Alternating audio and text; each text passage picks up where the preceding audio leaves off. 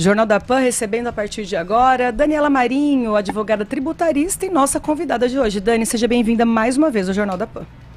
Bom dia, Glaise, bom dia, Wagner, bom dia, Giroto, bom dia, Samanta, bom dia aos ouvintes da Jovem Pan e também aqueles que nos acompanham no YouTube. Finalizamos o ano falando de questões tributárias e vamos iniciar porque não para, né? As novidades tributárias não param. Iniciamos, então, de maneira que eu estou muito contente de estar mais uma vez aqui. Eu acho que a audiência nossa deu uma caída, porque quando eles chamam você para dar um tapa, dar uma levantada aqui. Chama a Dani para levantar a audiência. Né? Agora, quarta-feira, no Jornal da Pan vai bombar. É isso aí. Assunto interessantíssimo, né? Chama a doutora Daniela Marinho para dar uma levantada na audiência e é quarta-feira. Ou começou a bater aquele medo, né? PIX, reforma tributária, aí as pessoas falam, melhor trazer a Dani. Que ela está se aproximando, que ela quer falar do PIX. Ela já vai, né? Se a gente falar aqui de pera, banana e uva, ela fala assim, não, porque o PIX da pera, banana e uva, ela vai tentar falar de PIX de qualquer jeito. Estou um pouco triste com isso. Falar da corrida espacial, o fisco vai prestar atenção. Espaço, né? O fisco vai prestar atenção na conta dela, viu? No movimento, no CPF dela, porque esse interesse dela... Vai se desanimar. Qual que é essa movimentação do PIX, afinal, doutora? O que está acontecendo? Na verdade... Não, desculpa. A Joyce. Vai, Joyce.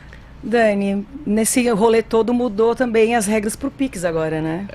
Exatamente. Na verdade, poderia nos explicar? A hora que eu perguntei, ela já estava se contorcendo ali, né? Eu fiquei sem graça, mas eu fiquei sem graça, né? Quais são as novas regras para o PIX? Na verdade, isso saiu em setembro. E aí, como aqui no Brasil, a gente só presta atenção quando de fato está em vigor, e agora, no dia 1º de janeiro, já está valendo. E o que acontece? As movimentações por PIX acima de R$5 mil das pessoas físicas e acima de R$15 mil para as pessoas jurídicas, deverão serem reportadas para a Receita Federal do Brasil. Então, isso significa que a Receita está ampliando o monitoramento das movimentações financeiras. Isso é natural. Antigamente, quando eu comecei a advogar na área tributária, ainda era assim, porque eu sou nova, né, Clarice? Muito nova, maravilhosamente nova. Um ano retrasado, então. Há 5 anos atrás, quando você se formou, né? Há quase 20 anos, quando a gente via que a Receita, o Estado estava ampliando o cerco, eles normalmente estavam aumentando, ampliando os colaboradores. Então saía concurso para a Receita, para o Estado e tudo mais. Eram as movimentações. Exatamente. O tsunami. O tsunami ele começa por baixo d'água, né? Sim. Ele começa a se movimentar sempre, ali, né? Sempre. Aí você vê na praia que a praia recua, né? Exatamente. Depois que a onda vem por cima e vem. Exatamente. Então a movimentação começa por baixo do mar. Então a movimentação ela era em torno das pessoas. Hoje, quando o fisco aperta o cerco, você vê um movimento tecnológico. Então, a tecnologia... Antes, o fiscal chegava na empresa... vocês sabem, acho que eu já contei aqui, eu fui para a área tributária, sobretudo em função da influência do meu tio Luiz, que se aposentou recentemente da Receita Federal. Então eu acompanhava... O temido Luiz, bendito. O temido Luiz. Então eu me recordo que ele lá em Santos, eu até estava comentando há pouco com o Giroto, ele atuou lá em Santos, lá no Porto, então a fiscalização era em loco. Depois ele foi para Cubatão, imagina. Então, era em loco. E hoje, nos últimos dias aí dele na ativa da Receita Federal, é interessante que ele fica com uma tela enorme e com todos os softwares disponibilizados pela Receita Federal. Já é o Big Brother, né? Exatamente, para chegar no contribuinte. Então, quando a gente escuta, tá todo mundo ligando, ontem foi o dia todo ligando, e gente mandando WhatsApp, porque eu tenho uma operação, porque eu tenho que ligar assim. É interessante que um amigo meu ligou, eu estava na aula de inglês, 7 horas da manhã, e ele queria falar, falei, mas deve estar acontecendo alguma coisa. Falei, urgente, eu estou na aula. Não. Mas continuou me ligando 40 minutos depois. Ele só estava preocupado com a regra do PIX. Então, assim, as pessoas estão preocupadas, mas é uma tendência do fisco e não dá mais para olhar para a sua vida financeira de maneira desorganizada, porque o fisco está se estruturando cada vez mais para chegar no contribuinte. Nesse Data Daniela Marinho, qual que foi a pergunta mais recorrente dos clientes? Será que é que eu vou fazer na sequência? Vamos ver depois. O que acontece? Por exemplo, profissional liberal acaba recebendo, sei lá, vou usar o advogado, mas o advogado não faz isso, tá? Não, claro.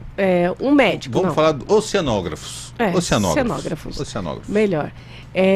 Mais adequado, médico não sei. Médico é um clássico. Não. O advogado gosta de falar do médico é advogado. Mas médico é um clássico, não, né? Honestamente, já vai discurso de moralidade e tal, e fala assim, até chequinho eles gostam. Chequinho tá em extinção. Né? A experiência que eu tenho é que os médicos aqui, sobretudo da nossa cidade, se preocupam Marília, aqui em Marília não.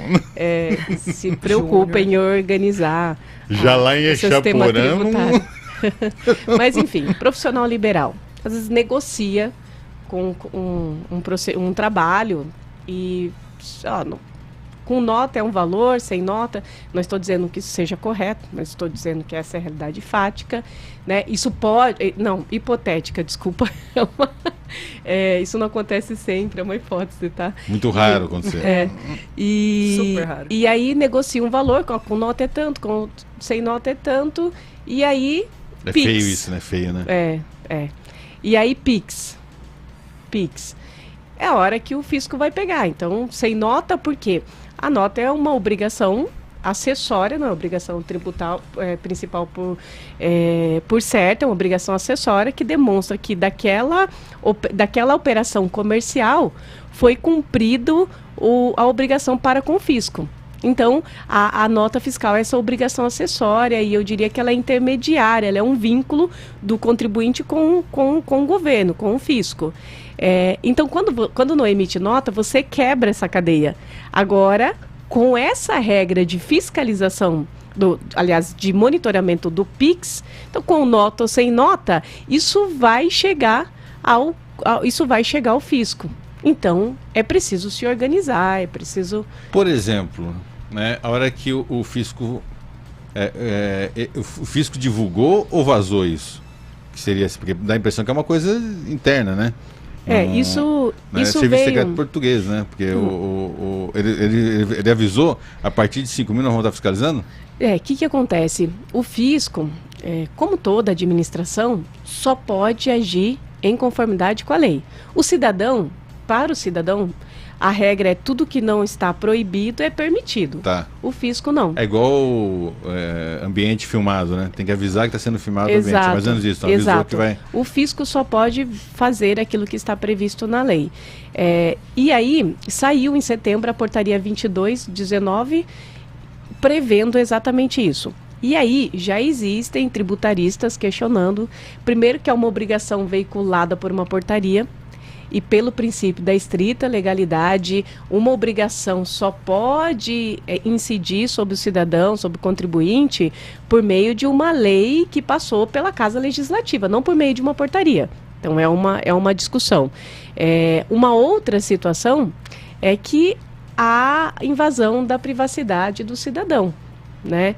Então, já tem um movimento aí de tributaristas para a propositura de ações questionando a legalidade e a constitucionalidade desta portaria. Quando chega nessa fase, a Inês está morta já, né? Quando chega nessa fase, é legal ou ilegal, porque a coisa já está feia, né? Exato. Agora, por exemplo, né, não sei se essa foi a pergunta mais frequente. Eu tenho um Pix de 10 mil para enviar. Aí eu quebro ele em 3, 3, 4. Vai adiantar alguma coisa ou a tecnologia também vai perceber? É interessante que a hora que quando saiu a portaria, né, eu falei, já sei, fragmentar, Pix de 5 mil, 5 de 1.000 e assim por diante. Não, a legislação fala de movimento global na conta. Movimento global. Outro que movimenta. Exatamente. Então, assim, se você movimentou 500 por Pix, depois R$700, no final das contas, a instituição financeira ou a plataforma... quanto você usou de Pix ali. Exatamente. Não é para quem você enviou, ou é o quanto você movimentou através do Pix. É o quanto você pagou via Pix. A galera voltando a fazer... E é global. A galera voltando a fazer transferência bancária agora. Vai aparecer dinheiro em cueca, vai voltar... Vai voltar a usar dinheiro vivo, fazer transferência bancária. O chequinho voando, né? Isso é só no Pix, né? Oi? É só no Pix. Só Atenção, no volta a fazer transferência. Eu não entendi. Do check-in, o que acontece? A pessoa vai passando para terceiro, quarto, né? Uhum. E aí não demora. cai na conta, né? Então ela usa o cheque como moeda, né? Exatamente. Nem passa né? por ela. Do jeito que veio, passa.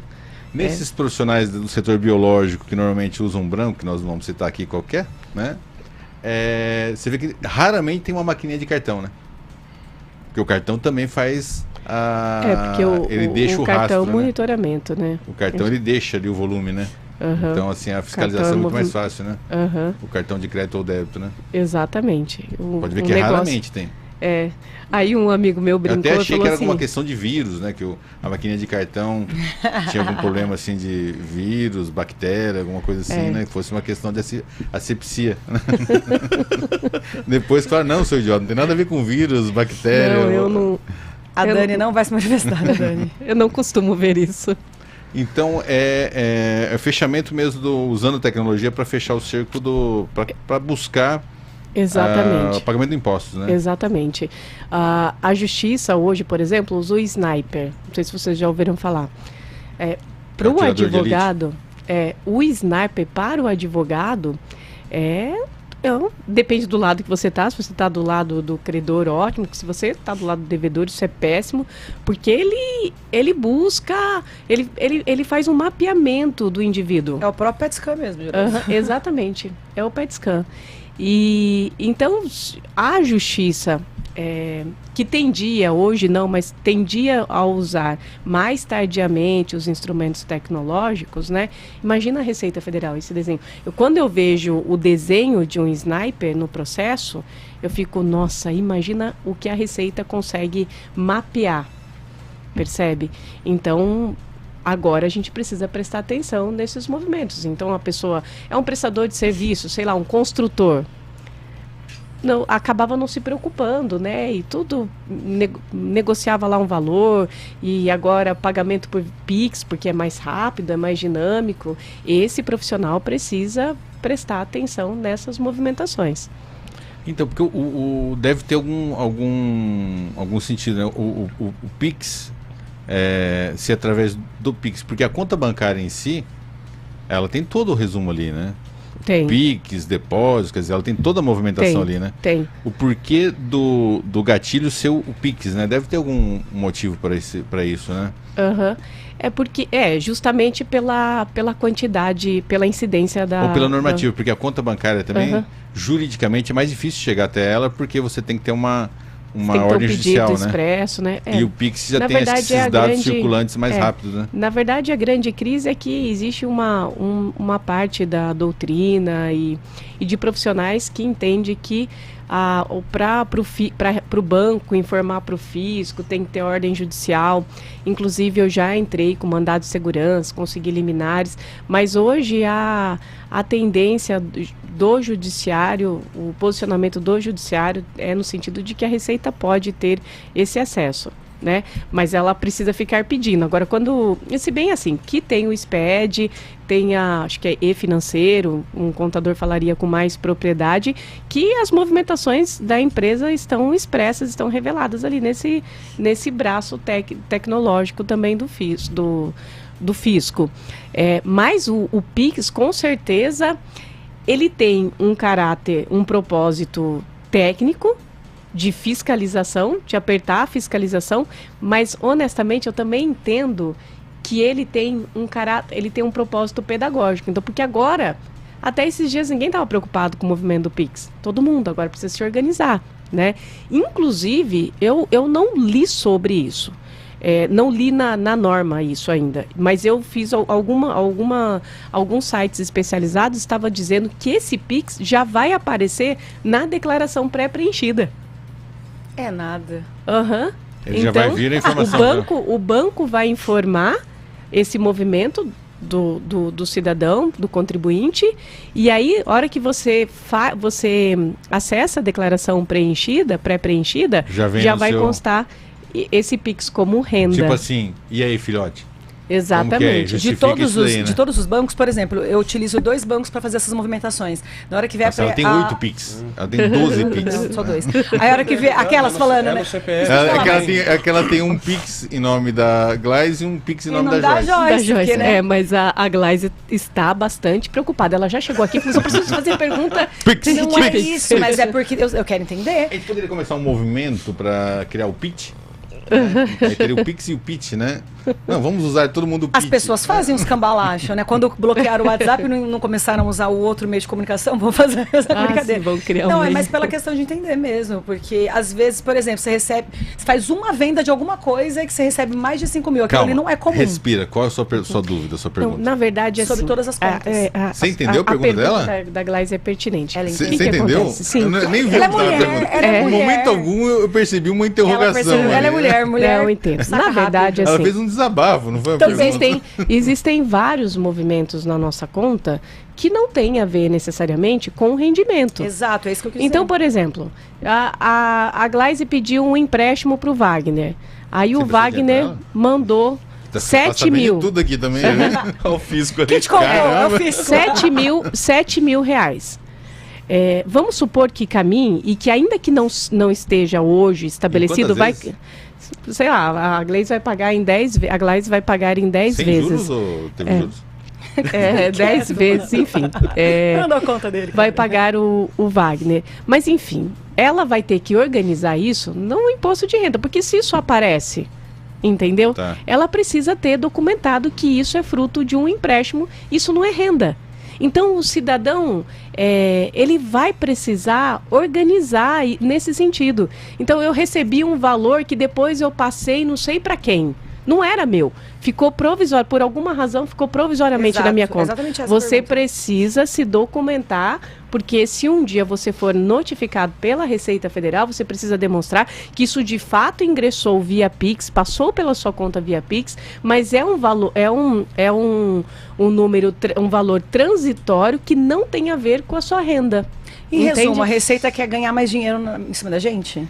Na verdade, ela quer fiscalizar de maneira mais eficiente. Está aperfeiçoando os processos. Exatamente, né? Está aperfeiçoando o processo. Porque, na verdade, a Receita ela é só um braço técnico de arrecadação do governo federal.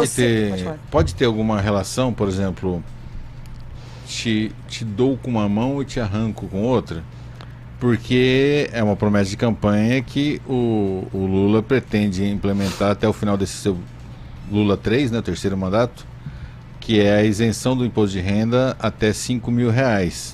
Isso só que se eu pego proposto... uma movimentação sua e se isso vira uma autuação, vira uma coisa, eu tô, mesmo para quem está abaixo dessa linha da isenção dos 5 mil, vai ter uma contribuição para a Receita. Eu não tinha pensado nisso, mas é uma leitura interessante. É uma leitura. E aqui eu me despeço. Boa semana a todos aí.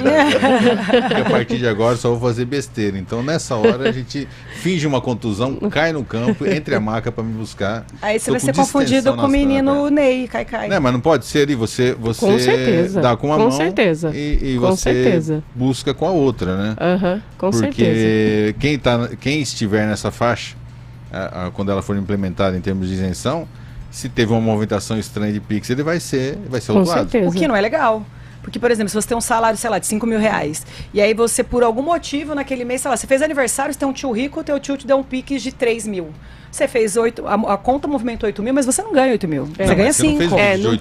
Não tem a ver com mas o é que a movimentação, o que você fez de pagamento, né?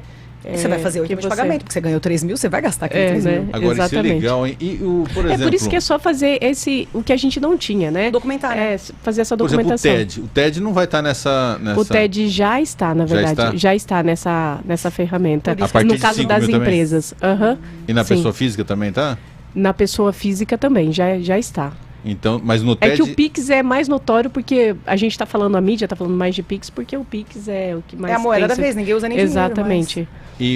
Mas no caso do TED, dá para fracionar ou não adianta nada fracionar também? Não, também não, porque a Receita, a norma, fala em valor global do mês. Para os TEDs também?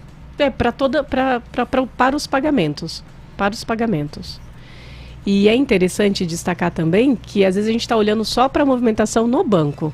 Os pagamentos via Pix na plataforma, ontem foi interessante que eu falei assim, olha, passei aqui a sugestão de pauta para o Giroto e tal, a gente vai falar do Pix, aí o meu marido falou assim, isso é só para banco? Eu falei, não, plataforma de pagamentos também, que hoje é muito utilizada, aí né? Ele já fez aquele... mais ou menos isso.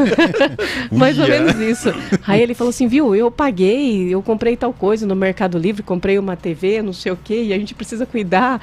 Calma, tá tudo organizado. Calma que a gente tá cuidando aí. O dinheiro... a gente recebeu esse valor, esse dinheiro é declarado e tudo mais, né? Você recebeu, eu recebi, mas é um movimento aí. Uma boa dica. Há que se prestar atenção nos pagamentos via plataforma. Uma boa dica é imprimir o dinheiro em casa e pagar em dinheiro, né? Em casa. Vai voltar aquela história de guardar no colchão. Na lata de bolacha, lembra? Compra uma impressora boa, imprime o dinheiro. Você lembra aquelas latas? E já leva pra meus avós guardavam naquelas latas de bolacha minha avó também, né? Minha avó também. Não, mas você tem a questão da insegurança, né? Aí minha avó tinha uma máquina de costura e guardava dinheiro lá. Quando a gente chegava, vó, tô precisando de material escolar, alguma coisa assim, ela ia lá na máquina de costura e tirava. Era mágica aquela máquina de costura da minha avó. Que legal. A imagem que eu sempre tive, imagina, você viu aquelas aberturas de Rei do Gado, tal, que tinha Lembro. Aquele gado, assim, aquelas imagens assim, daquela boiada gigante, assim. Somos nós. Nós somos lá. Aí você tem que ter, assim, a sorte de não ser o escolhido, né? Exatamente. Não é mais ou menos isso? Exatamente. Que aí desce, assim, uma lupa, assim, escolhe um boizinho ali, né? Vamos ver a vida desse boizinho aqui, né? Aí, a hora que eles... Como que é o sniper, né? Se o sniper mirou você ali, continuou na boiada, você saiu da boiada ali, ferrou, né? É mais ou menos isso. Porque a tecnologia é tanta que você nem imagina. É batom na cueca, né? Você nem imagina. Posso fazer um comentário que o público faria? Bem leigo? Sim. A malha sempre parece que cai pro mais fraco, né? Parece que é o que faz a besteira numa vez, se ferra. E talvez faça sentido. Você acha que o nosso público faria esse comentário? Faria, porque eu conheço muita gente que fala isso. Que a malha fina só cai pra quem é mais fraco.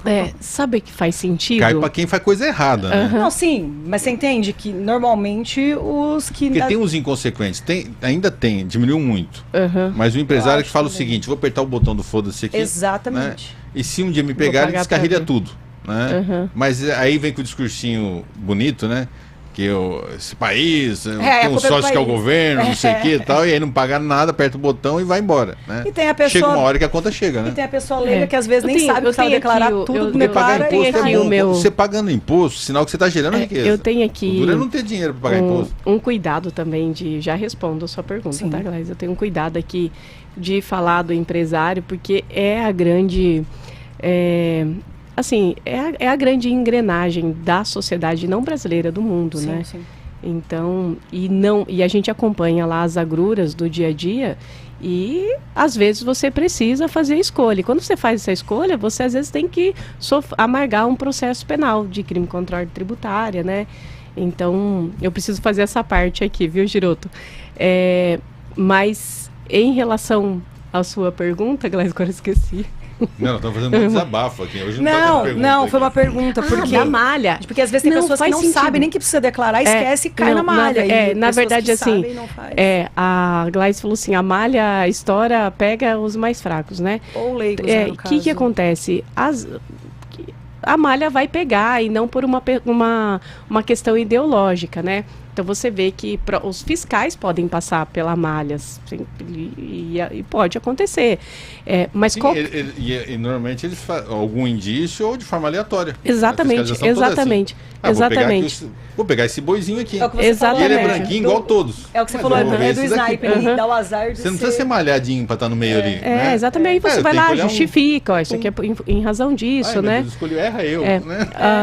Aí o que acontece? A depender, a pessoa quando tem mais profissionais, né? Tem o contador, que já auxilia mensalmente, tem um advogado que auxilia mensalmente. Então, a chance de cair é menor, justamente porque tem instruções adequadas e a outra pessoa nem sabia que deveria declarar. É exatamente isso que eu quero dizer. Exatamente, é nesse sentido. Quem é esforçadinho ou ela nem percebe isso? Porque ela fala assim, não, esse daqui tá pagando imposto, tá, né? Vamos um atrás do outro ali que tá, nem passa por esse crivo. Se pegou pelos parâmetros, não importa. Não tem, né? essa do esforçadinho. Não importa.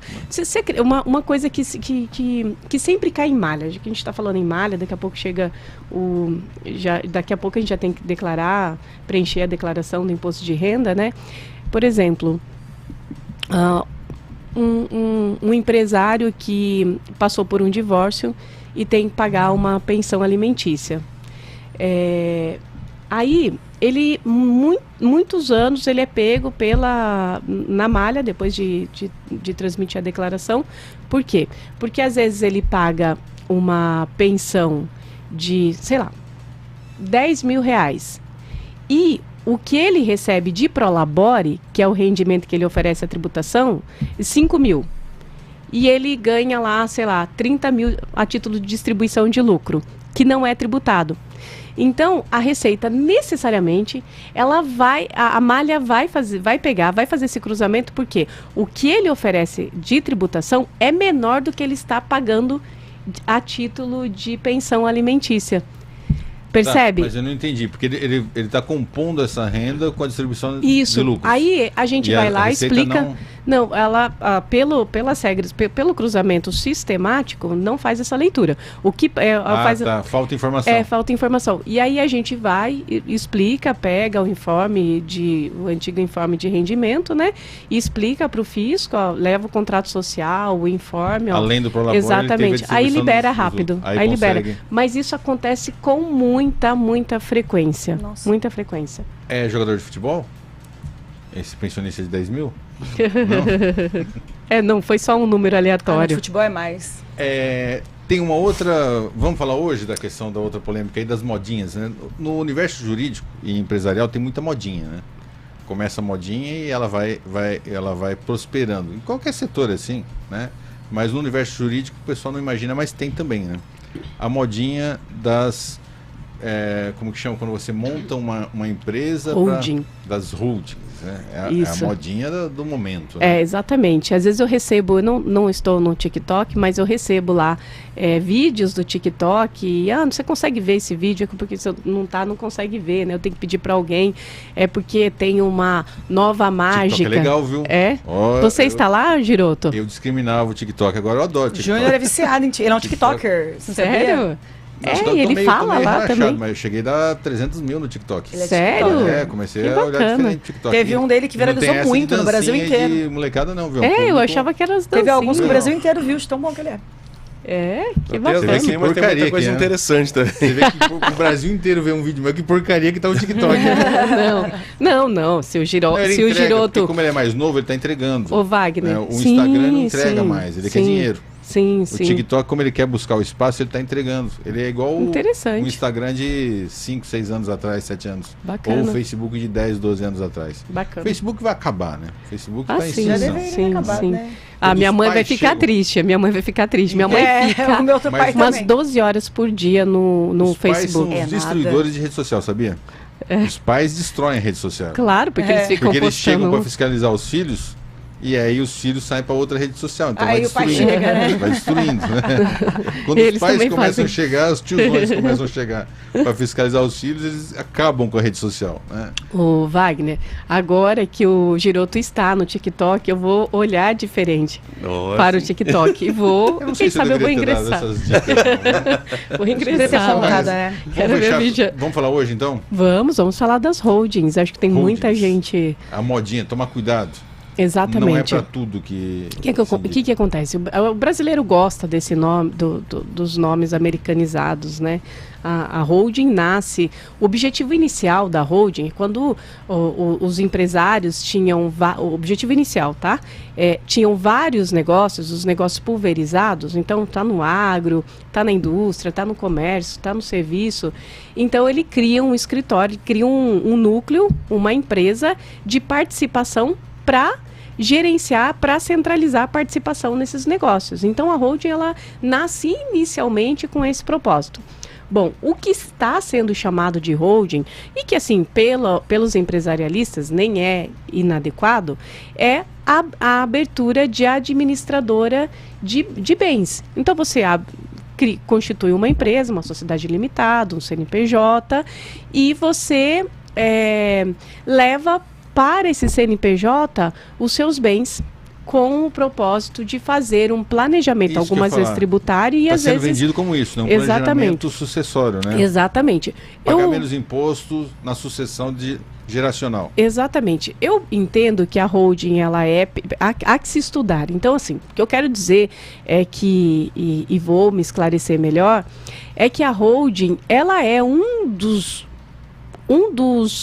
institutos disponíveis pelo ordenamento jurídico para se realizar o planejamento sucessório e o planejamento tributário, às vezes. Mas há que se fazer muitas contas e tem que analisar muito o cenário. Olha só, esses dias eu atendi uma família de médicos e eles diziam, vim aqui para fazer uma holding. E a gente foi entender a história lá no escritório. Quem faz a holding é a equipe do Dr. Luiz Otávio, que é da área empresarial, né? E a gente foi entender aquela história melhor. E, na verdade, uma holding naquele momento, naquele cenário, ela só vai burocratizar a história. O que ele quer é o seguinte, por quê? Com a reforma tributária, a gente volta a falar da reforma sempre, né? O Estado ganhou o aumento do ITCMD. Então, você percebeu que os estados ficaram quietos naquele movimento da reforma? Quando foi aprovado? Todo mundo queria, né? Todo mundo queria, por exemplo, que o Tarcísio, que era naturalmente uma oposição, se pronunciasse. Não, mas teve uma troca no sentido de, eu estou dando mais liberdade com o ITCMD, que é seu tributo, né? Então, o que acontece agora? Uma pessoa, por exemplo, um patrimônio, uma fazenda de 9.900.000, se for transferida depois da reforma, vai pagar 8% de ITCMD, o dobro, entendeu?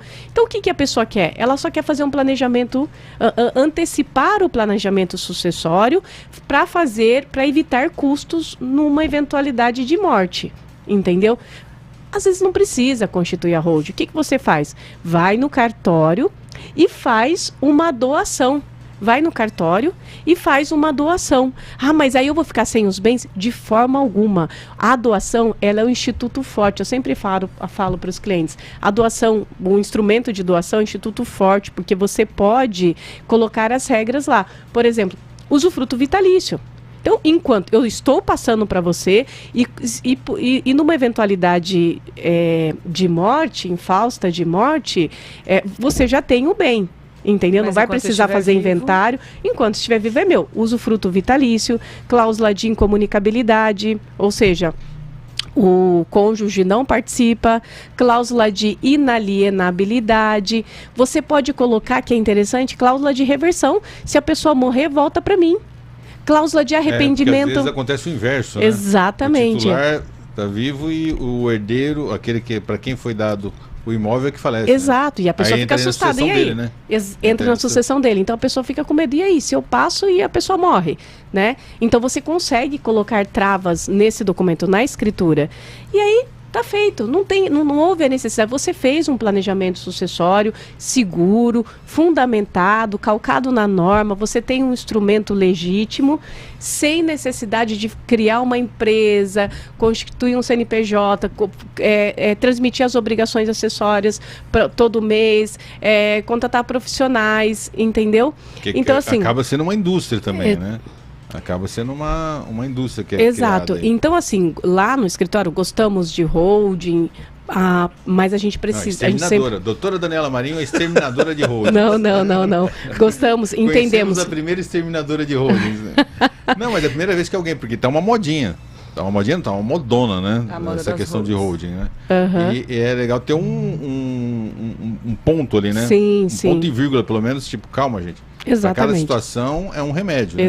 Exatamente. Então, assim, ela é um instrumento de planejamento sucessório, não único. E ela é um instrumento importante. A gente estuda e não vê outra solução senão criar a holding, mas ela não é a única. Mas, na verdade, a origem dela, então, são grupos empresariais que vão se formando. Pulveriza os negócios, forma uma família. Aí começa a virar uma bagunça, né? Aí ela cria uma holding. Se unifica embaixo do mesmo Você cria uma holding, né? E essa holding, exato. Eu, inclusive, uso guarda-chuva, né? Aí você tem a família, por exemplo, faz parte dessa holding e aí ela participa, ela está lá no ramo da indústria, está lá na construção, ela vai com a holding e o escritório centralizado ali na holding, ela centraliza, organiza. O exemplo que me vem assim, imediatamente quando falo em holding, é o da Bel, né? Porque você tem ali indústria de alimentícia, aí você tem laticínio, você tem aras, você tem, quer dizer, uma série de atividades ali, e aí você dá uma ordem para isso, né? Você organiza isso. Eu desconheço, né, a organização jurídica deles, mas eu imagino inclusive, que haja uma holding. Uma entrevista aqui, 2 entrevistas. Vamos agendar logo isso daí, né? Uhum. Mas porque são atividades muito distintas, né? Exatamente. Laticínio com indústria de alimentícia de doces, né? Exatamente. Com aras, quer dizer, aí você começa a ter uma coxa de E é retalhos, interessante, né? Que no modelo da holding de participação, então você recebe, a holding vai receber a distribuição de lucro e ela vai, então a pessoa teve uma distribuição do ramo da construção, da indústria, enfim, e aí ele vai receber o dinheiro lá pela holding. E ali na holding tem um acordo de sócios, de como que vai ser o investimento. Às vezes tem algumas empresas, eu participo inclusive, que tem um projeto de governança mesmo, né? E tem um conselho de administração, e aí vai dentro ali da holding, eles vão canalizar o dinheiro e dentro das regras ali estabelecidas no acordo de sócio, como que isso vai ser investido, utilizado, qual é o percentual de participação dos sócios. É bem interessante. Stênio, Paulo Dedemo. Stênio, aguardamos vocês aqui para a confirmação da data da entrevista. Doutora Daniela Marinho, ao vivo, no Jornal da Pan, desta quarta-feira. Um rápido intervalo fechando a segunda meia hora do Jornal da Pan. E, é claro, continuamos com a doutora Daniela Marinho aqui, elevando a nossa audiência. E outra coisa que ela traz também, por isso que o pessoal pede socorro, traz a Daniela Marinho para dar uma levantada na audiência. Não é só em números, audiência qualificada, porque eu vejo aqui no meu Instagram, @GirotoFilho, as pessoas que estão interagindo cada vez que a doutora Daniela que bacana vem aqui ao Jornal da Pan. Sinto-me lisonjeada. Inclusive, da outra vez eu fui injusta, eu não falei no ar, né? Quando eu posso que a Dani veio aqui, a última vez eu recebi uns 25 DM de gente, foi minha professora, minha advogada, não sei o que, maravilhosa. Aí ela falou que era pra eu te falar, que você puxa saco de um outro advogado que vem aqui. Verdade. Eu tô emotivo, a Josiane Almeida público. Lopes, é pegadinha. Olha aqui ela falando. Oi? Se você puxar saco de um servidor público que vem aqui. Tô brincando. Ela falou que você puxar saco de outro advogado que vem aqui num servidor público. Eu? É. Servidor público, advogado? É. Vamos que tá quase igual o André Moro já. Ah, é? Essa meia hora de Jornal da Pan é um oferecimento Unimed Marília, a presença que transforma. Deixa eu agradecer a Josiane Almeida Lopes aqui, acho que no Facebook da Jovem Pan, fazendo um elogio ao Giroto Filho. Eu tô emotivo. Que bacana. Tô achando que é pegadinha. Tá todo mundo... Eu não tô acostumado a receber elogio, tô acostumado a dar pancada. Obrigado, Josiane. Versão Obrigado. Nova do Jornal da Pan. Mas Giroto, eu sempre falo, né? Nem sempre concordo com você, mas que você representa comunicação para o marilhense, né? Uma comunicação, instrução, informação séria, isso é fato. Você tá sabendo de alguma coisa do RH? Quando começa a elogiar assim... Rápido intervalo no YouTube. Agora, você vai continua no YouTube. Você vai pra News, vai ter um programa só seu, né? Vai lá pro vácuo, né? Cara, até... A gente tava falando... Tá sabendo de alguma Ele coisa, vai pra praia agora, não, vai um leve, vai feliz. Seu, né? Vai leve, vai feliz. Você já assistiu meu malvado favorito? Não. Eu sempre falo que o Giroto é o guru do meu malvado favorito. Ele é o malvado favorito de Marília favorito. E da região, com certeza. Eu já escutei de várias pessoas assim, eu não concordo muito com o Giroto, não, mas eu concordo também. Eu falei, mas é meio confuso, né? Mas é porque assim, tem coisa que as pessoas não gostam, mas tem coisas que elas gostam muito de ouvir, né? Com certeza, mas que ele exerce uma função que não tem ninguém da área de comunicação de Marília da região que exerce essa função que o Giroto exerce. Eu sou imprescindível para essa emissora. Eu creio. Sem a minha presença, essa emissora não funciona. Rápido intervalo. Mas a partir de segunda-feira eles vão tentar, né? Ó, eu volto. A partir de segunda-feira eles vão aceitar o desafio. Não vamos ter um intervalo. Pode me chamar, Glais, aqui eu venho. Essa daí é a demissão linda, né? O RH chama o funcionário, fala, nós descobrimos que essa empresa sem você é impossível. Não funciona, é impossível. Isso daqui depende totalmente do seu talento, da sua atuação, da sua entrega aqui. Essa empresa só é o sucesso que é graças a você. E nós não temos um mapa para manter essa atividade, esse sucesso dessa empresa na sua ausência. Mas a partir de segunda-feira nós vamos comprar esse desafio. Que triste. A partir de segunda-feira nós vamos tentar mesmo assim. Ou seja, pegue o seu banquinho e saia de mansinho. Você é ótimo, mas nós vamos tentar esse desafio de seguir sem você. Fique esperto, viu, Wagner, Samanta? Se um dia ele chegar na gente e falar isso, se o RH chegar na gente e falar isso, a gente já sabe que a gente está sendo dispensado. Se ele chegar e falar... Mas a pessoa sai assim, né? Fala, nossa, eu sou o máximo. Então... Mas assim... É sempre aquela coisa, é igual casamento, é igual relacionamento, não é o problema não é você, sou eu. O problema não é você, é a empresa que não se adequa ao seu talento. Essa é triste, né? Essa é triste. Quando é você, sou eu, né? Não. O duro é quando você fala, né? Que você fala, a vida inteira, você tem que falar isso, você fala, nossa, não é que é clichê você é mesmo? muito bonzinho. Não, eu sou uma pessoa sentimental, então eu sou também. Eu não consigo, eu não supero essa informação. Eu também não supero. Você é muito bonzinho, mas eu sei ser maldoso, calma. Por favor, me dá uma chance de ser mal, então. Mas então, falando nisso, a gente estava falando do servidor público, né? É que a Dani, ela é muito querida. Não, mas se tiver online... Mas estamos falando do nosso querido... Cadê o Cordeiro? Não. Adoro sua amizade, também é legal, né? Vamos trazer os dois juntos aqui. Adoro sua amizade, mas quero me afastar. Não vamos estragar nossa amizade. Nossa, não vamos estragar nossa amizade. Acho que pra gente namorar não tá dando certo. Vamos ser amigo. Nossa, quem nunca ouviu ou falou isso, né? Vai ser amigo nunca. Você acha pior... Não tem Mudou isso. todo o assunto, né, Dani? Você acha pior falar ou ouvir isso?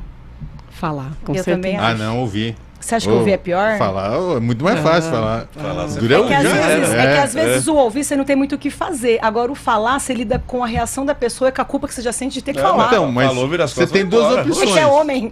Eles são homens, né? Homem fala e sai. Você tem duas opções. É você sofrer ou a pessoa sofrer. O que você vai preferir? Eu acho que hoje em dia eu pensaria que é melhor a pessoa, mas eu já fui muito bom. No início do nosso programa de hoje, começamos a falar sobre essa questão do Pix. Exato. Né?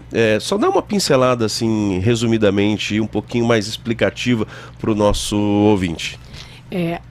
Em setembro foi editada a Portaria 2219/2024 e estabelecendo pela Receita Federal, estabelecendo que o valor que movimentado via Pix acima de R$5.000 para as pessoas físicas e acima de R$15.000 para as pessoas jurídicas deveriam ser reportados para a Receita Federal pelas instituições financeiras, pelas plataformas de pagamento.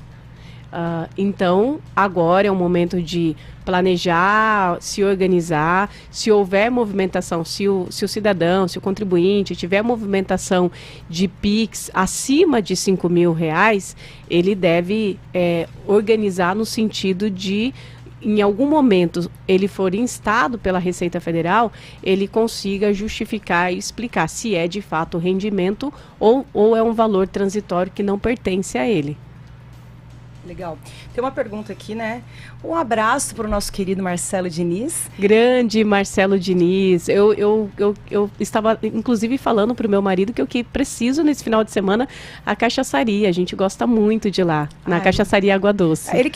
Vamos fingir que ele não está ouvindo a gente, mas ele é sensacional, né? Ele é. E você usa o botão com Marcelo ou sem Marcelo? Porque o Giroto fala que quando você vai lá, você tem a escolha, né? Tem a escolha. Do Marcelo ou sem Marcelo, se ele vai na mesa ou não. Eu gosto com o Marcelo, particularmente. Não, eu gosto do Marcelo, gosto do Eliopércio, da equipe toda lá da cachaçaria. Mas o seu Marcelo é sensacional. Quando eu vou, não adianta. Eu coloco lá sem Marcelo, mas não tem jeito. Não tem jeito. Maior... É a simpatia. Mais fã do que a gente do Marcelo é meu namorado, né, Marcelo? Agora, eu nunca vi uma pessoa com tanta energia. Nossa, nem eu. Ele manda mensagem 3 horas da manhã quando ele vai vir aqui. Ele fala, ó, tô indo aí, eu e o bolo. Eu falo, cara, mas ele vai abrir a Jovem Pan, né? Vamos pra pergunta. A regra do Pix veio para alcançar aqueles que saíam do cartão para o Pix para não ser alcançado pelo fisco? Já que os pagamentos e recebimentos do cartão já estão informados? Isso. O cartão de crédito não tem o que fazer, né? Agora, de fato, as pessoas que adquirem, que pagam, na verdade, via cartão de crédito, tem um certo monitoramento, sobretudo os estabelecimentos comerciais que recebem via cartão de crédito. Eu também acredito que essa história do Pix, ela tem muitos propósitos, sempre ao fim e ao cabo, com arrecadação. Mas, certamente, as pessoas que deixam de pagar com cartão, as pessoas que agora também, e os estabelecimentos que não recebem com cartão, mas recebem com Pix, há um fechamento aí do cerco. Certamente tem esse propósito também. Mas eu acho que é aquilo, né, que a gente falou também no começo. Eu acho que vai voltar a você ver mais o dinheiro em papel, né? eu não sei se... honestamente, eu não sei, né? Porque... As pessoas voltando a usar cheque. Eu tenho um talão de cheque lá que tá quase inteiro sem usar. Vou começar a usar cheque de novo.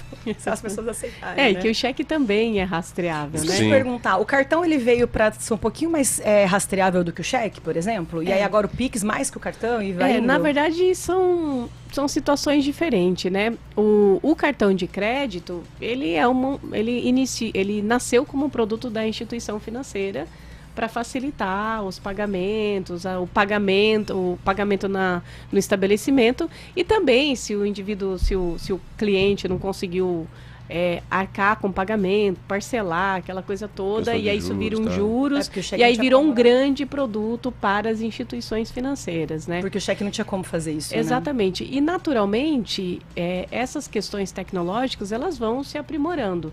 O Pix, ele é um pouco mais amplo, né? Como meio de pagamento, ele é um pouco mais amplo, porque a tendência global é de não se usar o dinheiro, né? Eu não sei se nós vamos conseguir, né, nessa altura do campeonato, Wagner, voltar a usar a espécie. Acho que não. Né, o dinheiro em espécie. Minha avó usaria com tranquilidade, né? Eu conheço pessoas que ainda usam também, e eu falo, nossa, que legal, parece os maias das Mas tecas, é estranho, né? Então, às vezes, eu saco dinheiro porque eu viajo muito, fico muito na estrada, né? E às vezes eu saco lá um dinheiro e deixo guardado ali na carteira. E esqueço daquele valor, né? Isso é bom. Sim. E às vezes eu tô numa loja, né? Puxa vida, eu vou comprar uma coisa. Aí meu marido não vê, né? Se eu pagar em espécie, meu marido não vê, né? Viu? Até para não ser rastreada. O dinheiro é uma forma de não ser rastreada por ninguém, né?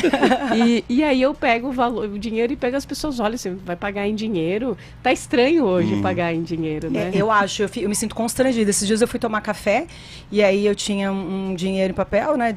E aí, na hora que eu fui pagar a menina, eu falei assim, nossa, tô me sentindo muito constrangida em te pagar em dinheiro. Nem sei se você recebe, se tem troco. Ela começou a rir. Porque fazia acho que uns 2, 3 anos que eu não via dinheiro na minha mão. Então, e dependendo da geração, né? Porque eu já sou mais velha, um pouco mais velha, aqui a gente também, né? Mas dependendo da geração, esse pessoal de 18 anos, eu acho que eles acham muito estranho usar dinheiro. É um negócio doutora, no dinossáurico. No último bloco a gente falou um pouquinho das holdings aí também, né? A senhora deu uma pincelada ali.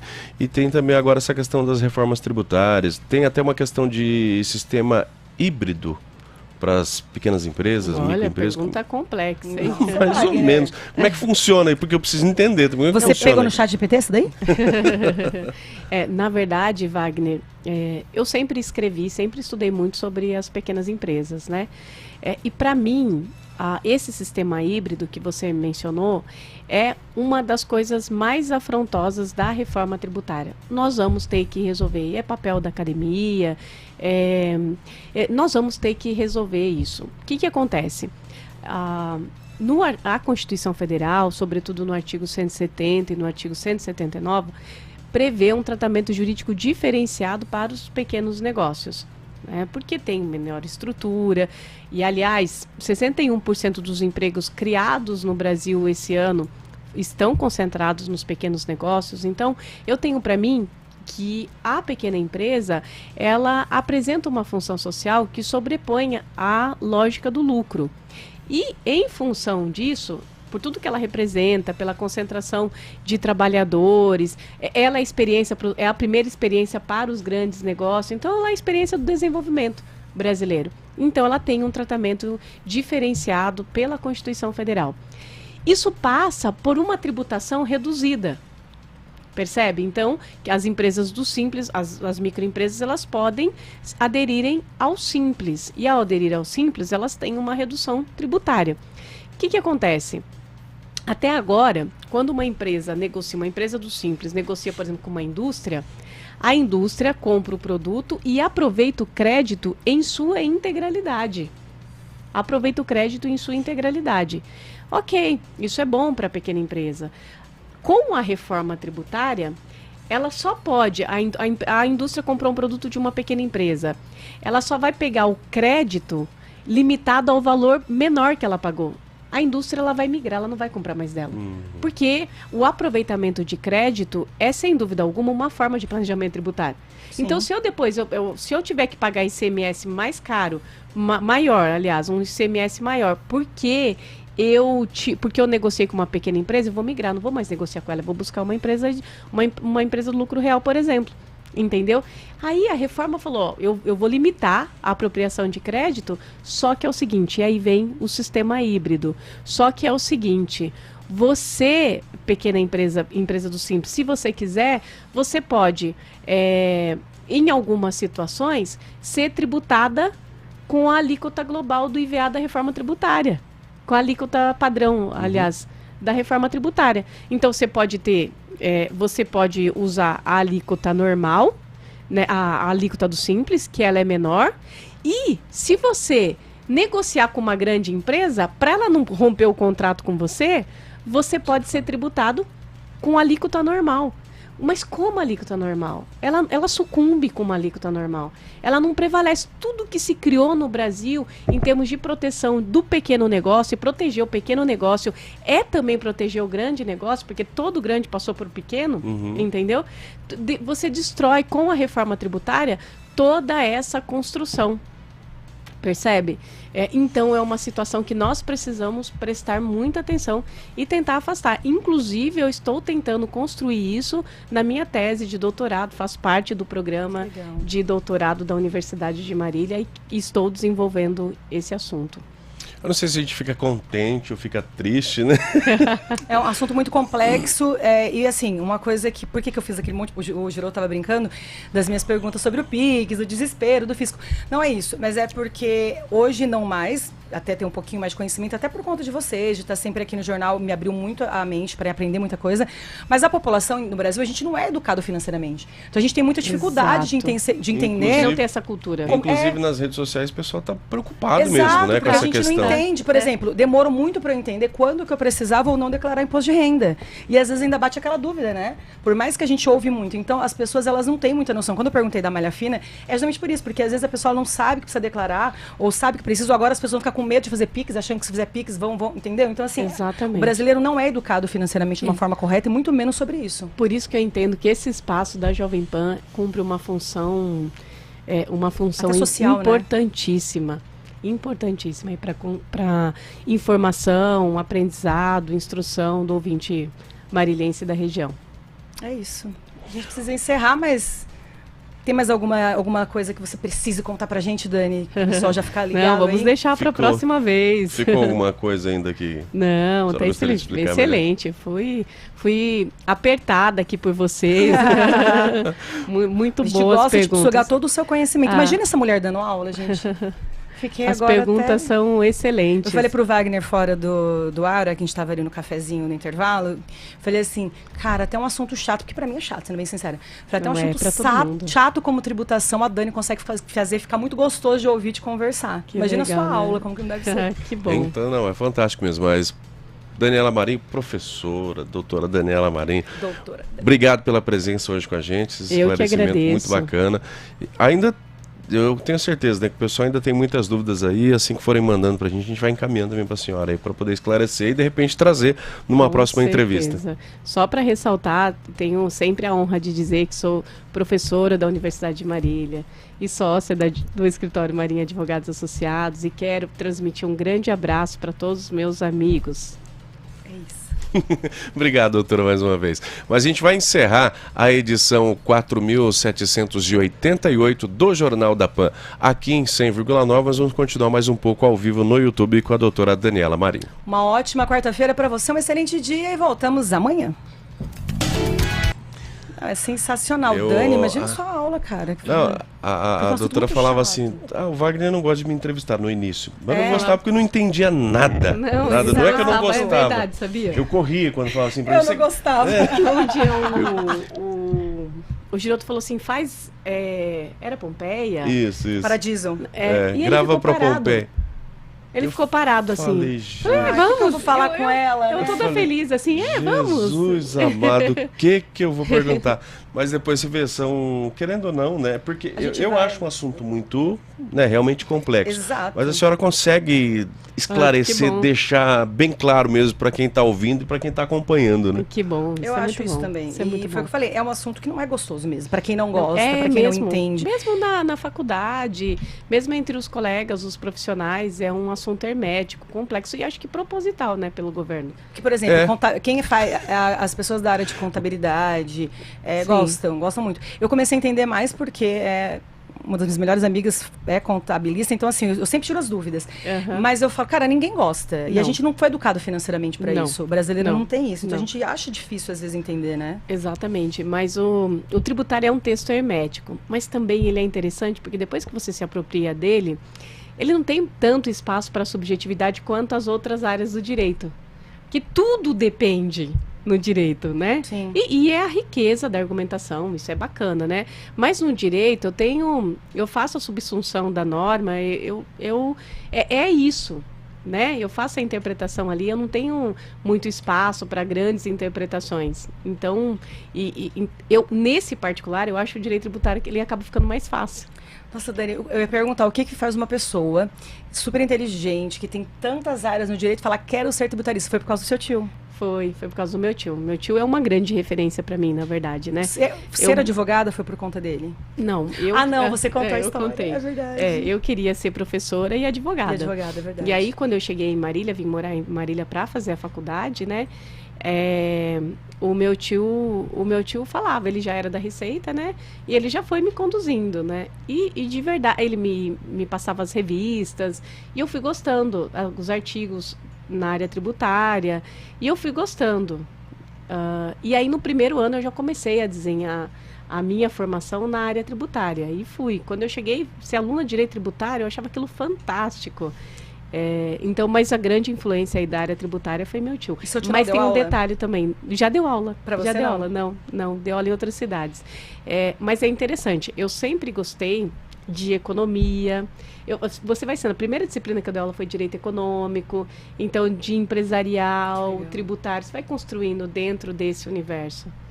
Muito legal. Eu lembro do Luiz Benedito, ainda a gente não tinha a imagem, né? Então a gente fazia gravações apenas por áudio, e uma vez a gente precisou fazer uma matéria com a Receita, e não lembro se foi eu ou se foi um outro jornalista que ligou, né, para ele que nos atendeu prontamente. Depois disso, ele veio uma vez ao vivo, ainda quando era só o áudio também, e depois aqui, né? E ele veio no ano passado para falar do imposto de renda. Ele é maravilhoso. Eu fiquei impressionada. Eu que nem gosto, achei maravilhoso. Eu que sei um pouquinho de tributário, eu que converso com ele semanalmente, fiquei impressionada com aquela entrevista. Eu também. Né? E toda vez que eu converso com ele, eu fico muito impressionada. Ele é uma sumidade, ele é a grande referência para mim. Eu até penso, quando eu vou conversar com ele, se você tinha... O Wagner, fica aqui pensando, quando ele veio aqui, eu fiquei pensando isso. Se o Wagner tinha receio de falar comigo, verdade, o que dirá falar com o Luiz Antônio Então, eu Benedito? não conhecia, eu não sabia tudo isso sobre ele, então eu tava plena. Até ele começar a falar, eu falei, gente, ele é uma enciclopédia, né? Eu lembro que quando foi fazer a entrevista com ele lá pela Receita, então eram algumas dicas, né, pro contribuinte. Então é mais fácil, né, você chegar e pedir algumas dicas. Mas agora você tentar entender o assunto ali, no caso que a senhora traz, de empresas, e junta tudo, eu falei, meu Deus, vou ficar louco. Mas ele deu uma entrevista agora sobre imposto de renda, até umas questões que eu estava pensando, não estava conseguindo digerir, ele esclarecendo aqui no Jornal da Pan, foi incrível. Foi, mas é isso que é legal, essa didática de trazer um assunto que é difícil, que não é muito costumeiro para os nossos ouvintes, não porque os ouvintes não sejam inteligentes, não é isso que eu quero dizer, é no sentido de brasileiro não tem essa educação financeira. Exato. Então quem não é da área não tem tanta clareza como eu também não tenho, acho não sou da área, então que é legal papel, trazer. E é uma coisa interessante do Jornal da Pan, que ela traz um conteúdo que sai do senso comum. Porque quando Sim. você fica só passando um conteúdo que reforça o que você aprende no botequim, naquela conversa de botequim lá na esquina, no que eu tenho nada Sim. contra, muito pelo contrário, eu acho muito bom, Uhum. né? Mas assim, você tá dando mais do mesmo, né? E o Jornal da Pan tem essa preocupação de sair um pouco do senso comum, porque é o grande momento em que você desperta para a realidade. Isso é interessante. E é aquilo que a senhora falou, né? Não o governo ele complica um pouquinho para realmente, né, Pra as pessoas complicar a gente. entenderem direito, né? E é a mesma coisa na educação, eles não querem que a gente seja inteligente, né? Exatamente. Por isso que nós temos uma educação desse jeito no Brasil. É isso. Infelizmente. Mas é isso, doutora. Obrigado mais uma vez pela sua participação com a gente hoje. Eu que agradeço. Muito obrigada e desejo um resto de semana muito feliz para vocês, viu? É isso. O Jornal da Pan volta amanhã. Encerramos agora também no YouTube.